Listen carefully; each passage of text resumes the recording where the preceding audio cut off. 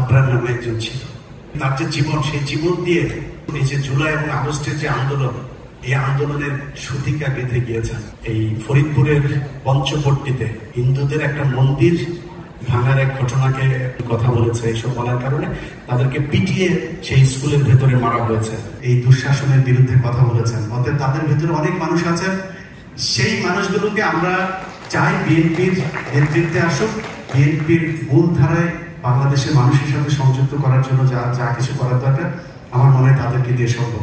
এবং বিএনপির মতোই অন্যান্য দলগুলোতেও অনেক ব্যবসায়ী আছেন এখানে, আমি অনেকেরই হয়তো নাম ধরছি না, অনেকে আসতেও চান না, যারা পাবলিকলি আসেন না কখনো, তারাও এসেছেন। তাদের নাম আর আমি বলছি না, যেহেতু আপনারা আসতেই চাননি। আমার কথা শুনে আমি সবার ফোনে খবর নিচ্ছি যে কে কে এসেছেন। আপনাদের সবার কাছে আমার খুবই কৃতজ্ঞতা যে আপনারা আমার মতো একজন খুব কি বলবো যে সাধারণ একজন মানুষের কথা আপনাদের মতো এত ভিআইপি লোকজন আমার দাওয়াতে এসেছেন। তো আমাদের এই পুরো অনুষ্ঠানটা আপনাদের নিজেদের প্রোগ্রাম, নিজেরা আপনারা এটা কিভাবে ভালোভাবে শেষ করা যায়, বাংলা এডিশন কিভাবে এগিয়ে যায়, সেটাও আপনাদের দায়িত্ব।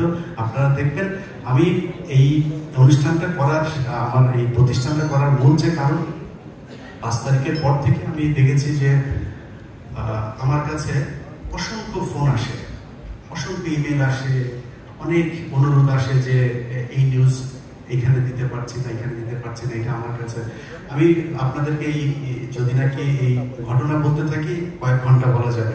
সেই মানুষগুলোর কথা চিন্তা করে চিন্তা করলাম যে ওকে ঠিক আছে, আমার মনে হয়, এবং সত্যি কথা বলি, বাংলাদেশের গণমাধ্যমের উপরে এখনো চাপ আছে। আমি যে কোনো গণমাধ্যমকে দায়ী করছি তা না, তাদের উপরে চাপ আছে। কখনো বিএনপির কাছ থেকে চাপ, কখনো জামাতের কাছ থেকে চাপ, কখনো এনসিপির কাছ থেকে, সরকারের কাছ থেকে চাপ, আর সবশেষ ভয়ঙ্কর চাপ হচ্ছে ডিজিএফআই থেকে। সেই চাপগুলো এখনো হচ্ছে, অনেক কিছুই করা যায় না। যে কারণে আমি চিন্তা করলাম যে একটা প্রতিষ্ঠান করা দরকার। আমার একার পক্ষে অনেক মানুষ আমার 15 মিনিটসের অনুসন্ধান দেখতে চান।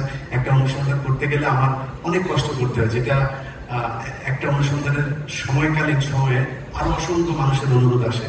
আমার বিশ্বাস, আমার এখানে যারা আপনারা আমার বাংলা এডিশনের যারা স্টাফ আছেন তাদেরকে দেখছেন, এরকম এক ঝাঁক তরুণকে নিয়ে আমি স্বপ্ন দেখেছি। দেশের মানুষ যা দেখতে চায়, যেটা মানুষ শুনতে চায়, সেটা আমার এই প্রতিষ্ঠানের মাধ্যমে আমরা শোনাবো ইনশাআল্লাহ।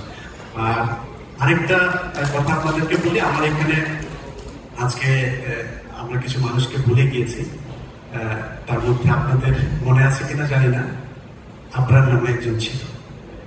সে আপনার আজকে তার যে শরীর, তার যে জীবন, সেই জীবন দিয়ে এই যে জুলাই এবং আগস্টের যে আন্দোলন, এই আন্দোলনের সূতিকা গেঁথে গিয়েছেন। আমরা গত 15 বছরে যত মানুষ যত জায়গা থেকে এই স্বৈরাচারের বিরুদ্ধে যুদ্ধ করে গিয়েছেন, তাদের সবাইকে সম্মান দিতে চেয়েছি। আপনাদের মনে আছে যে গত কয়েকদিন আগে, বছর খানেক হবে, 2টা ছেলে এই ফরিদপুরের পঞ্চপট্টিতে হিন্দুদের একটা মন্দির ভাঙার এক ঘটনাকে, মন্দিরে তারা কি ভাঙাভাঙি না, মন্দিরকে নিয়ে কি কথা বলেছে, এইসব বলার কারণে তাদেরকে পিটিয়ে সেই স্কুলের ভেতরে মারা হয়েছে। আমি সেই 2জন নির্মাণ শ্রমিক, তাদের মাদেরকেও আমি আমার এখানে আমন্ত্রণ জানিয়েছি। আপনাদের পরিবারের সবাইকে বলেছিলাম। এছাড়া আপনাদের বাবা এসছেন। এছাড়া আমাদের এখানে আরো আহত নিহত, আমি কাউকে বিএনপি, জামাত, এনসিপি সাধারণ শিক্ষার্থী এভাবে ক্লাসিফাইড করতে চাই না। এখানে সবাই জুলাই আন্দোলনের শহীদ কিংবা আহত যোদ্ধা।